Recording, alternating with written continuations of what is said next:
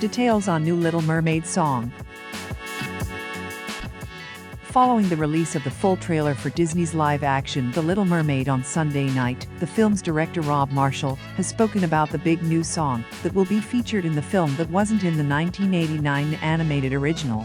Halle Bailey stars as the mermaid herself, Ariel, alongside Jonah Hauer-King as Prince Eric, Daveed Diggs as Sebastian the Crab, Javier Bardem as King Triton, Melissa McCarthy as Ursula, Jacob Tremblay as Flounder, and Awkwafina as Scuttle. The animated classic sports several musical numbers that have become iconic, including Part of Your World, Under the Sea, and Poor Unfortunate Souls. Speaking with Empire magazine, Marshall reveals that the new song will be titled For the First Time.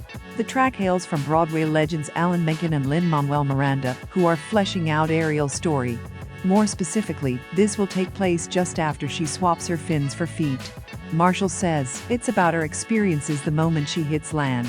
We needed to create a number that could almost work as a montage, so we could take her through that experience coming onto the land, what it's like to put on shoes, have legs. Anybody who has a different experience, it's wondrous and scary at the same time. There was an innocence and a purity to Halle as well as having fire. It was this strange combination. And, of course, this magnificent voice." Marshall directs from a screenplay by David McGee. The Little Mermaid opens in cinemas on May 26. Ayer regrets Suicide Squad Joker tattoo. A few years on, and the biggest legacy of David Ayer's Suicide Squad seems mostly to be about how a studio can brilliantly cut a film's trailers and then hobble the film itself with misguided creative interference and politics. Still, a couple of solid performances shown through the mess, like Margot Robbie's Harley Quinn, Viola Davis's Amanda Waller, and Jai Courtney's Captain Boomerang. Some others, however, are more remembered as cautionary tales, such as Jared Leto's committed but not so well-received performance as the Joker. A big part of that was the look, switching out Jack Nicholson's more traditional take, or Heath Ledger's running makeup look for something akin to a weird prep school punk, complete with teeth grills, facial tattoos, and dark eyeshadow. Taking to Twitter recently, Ayer briefly spoke about his rendition of the Joker and revealed he had one regret about the character's design: the damaged tattoo the character had on his forehead. It was Joker trolling Batman after getting his teeth punched in by him.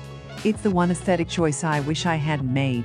Caught a lot of smoke for it, obviously. A fan commented how the character was a big letdown, to which Ayer responded, "That's what happens when you hack a performance and character arc to pieces. I'm sorry that's all you were allowed to see. Now your mind is closed to the truth." Leto reprised the role for a cameo in newly shot scenes for Zack Snyder's Justice League cut on HBO Max, that version appearing sans tattoos and longer hair. Jodie Comer up for Blade Runner 2099? Killing Eve actress Jodie Comer is rumored to be in talks to star in the highly anticipated Blade Runner 2099 series for Amazon. The project marks the third major installment in the franchise, following Ridley Scott's original 1982 film Blade Runner and Denis Villeneuve's 2017 sequel Blade Runner 2049. Scott is executive producing the series, with Silke Louisa, Shining Girls, set to write and executive produce for Scott Free Productions, Amazon Studios, and The Expanse producers Alcan Entertainment. First announced a year ago, Blade Runner 2099 is a priority development at Amazon Studios, which is being fast-tracked, and Scott himself may direct some episodes. Now, during this week's episode of The Hot Mic, reporter Jeff Sneeder mentioned the Comer report and says after working with Scott on The Last Duel, she was eager to work with him again, but things fell through on other projects, such as Scott's upcoming Napoleon film. With the action taking place 50 years after Villeneuve's film, it's not clear what the storyline or characters might be. Andrew Kozov, Broderick Johnson, Ben Roberts, Cynthia Yorkin, David W. Zucker, Clayton Kruger, and Blade Runner 2049 scribe Michael Green will all executive produce alongside Scott. The Last of Us ratings overtake Dragon. It's official, HBO's The Last of Us has now surpassed its Game of Thrones spin-off House of the Dragon as HBO's biggest series since Thrones. Despite going up against the second hour of the Oscars, last night's finale pulled an 8.2 million viewers Sunday night across HBO Max and linear telecasts, a new overnight rating high for the series. The 95th Academy Awards broadcast on ABC pulled in an average of 18.7 million viewers in fast overnight ratings. The series has enjoyed consistently strong ratings during its 9-episode run, growing by nearly 75% from a 4.7 million viewer overnight rating for its premiere. It then steadily increased in viewership with almost every passing episode, hitting 7.5 million by the fourth, and then 8.1 million by its eighth. HBO has also indicated that the show is now averaging 30.4 million cross-platform viewers per episode since its January 15th premiere.